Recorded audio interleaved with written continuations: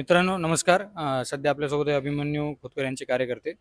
त्यांच्याविषयी जाणून घेऊया कसं त्यांना जिम्मेदारीचं वाटप करण्यात आलं आहे आणि काय ते कार्य करत आहेत सध्या. नाव सांगाल आपण? अक्षय भोईटे. काय तुम्हाला जिम्मेदारी दिलेली आहे अभिमन्यूने, की तुम्हाला काय करणं आहे? आम्हाला प्रत्येक मतदारापर्यंत पर्सनली प्रत्येक मतदाराला समजून सांगायचं काम दिलेलं आहे, डोर टू डोर जाऊन. आणि आम्ही तेच सांगायचा प्रयत्न करतोय मतदाराला की भाऊ आमदार नसताना तेव्हा त्यांनी 300-400 कोटीचे कामं आणले. कधी आपले भाऊ आमदार झाले तर आपल्या जालन्याचा फक्त विकासच होईल. आणि विकास तर आहेच तर आहेच, रोडचे काम पण होतील. त्यानंतर तुमचे काही कायदा सुव्यवस्था असतील त्यासाठी आपल्याला भाऊ लागणार. आपलं नाव? सिद्धार्थ ब्रह्मानंद चव्हाण. आपल्याला काय वाटतं सध्या वातावरण बघून आणि काय तुम्हाला कार्य दिलं ते पण आणि वातावरण काय सांगतं sir? Me Republican party of इंडियाचा युवक आघाडीचा महाराष्ट्राचा उपाध्यक्ष आहे.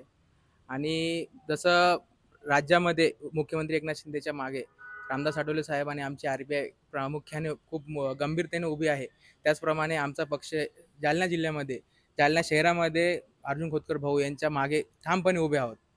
आणि मी जसं कार्यकर्त्यांमध्ये फिरतोय, आता शहरी भागामध्ये ग्रामीण भागात फिरलोय, त्याप्रमाणे मला जसा फीडबॅक भेटतोय आमच्या तरुणांचे मागासवर्गीय तरुणांचे 7-7 कोटीच्या फायली या भाऊने मुख्यमंत्री शिंदे साहेबांच्या माध्यमातून ह्या कमीत कमी 7 ते 8 लोकांच्या मंजूर केलेत. 7 कोटीच्या फायली मंजूर करणं ही जोक नाही आहे. हे भाऊ सत्तेत नसताना त्यांनी एवढं केलं आहे. त्याचप्रमाणे नूतन वसाहतचा भाग असो, चंदनजिऱ्याचा भाग असो, जिथे मागासवर्गीय समाज मोठ्या प्रमाणात राहतो, बुद्धविहाराचे कामं असो, हे भाऊने सत्तेत नसताना खूप मोठ्या प्रमाणात त्यांना निधी आणून हे कामं केलेली आहेत. तर मला अशी खात्री आहे की भाऊ ह्यावेळेस त्यांच्या कामाच्या माध्यमातून भाऊ ह्यावेळेस जसं आपल्या इथे 5 वर्ष काँग्रेसचा आणि 5 वर्ष आपल्या शिवसेनेचा आमदार असतो, त्याचप्रमाणे ह्यावेळेस भाऊ कामाच्या स्वरूपाने ह्यावेळेस आमदार बनून जातील. आणि माझी इच्छा आहे की महायुतीचे सरकार 100% येणार आहे, तर भाऊ पहिल्या लिस्टमध्येच कॅबिनेट मंत्री पदाची शपथ घेतील ही आमची अपेक्षा आहे.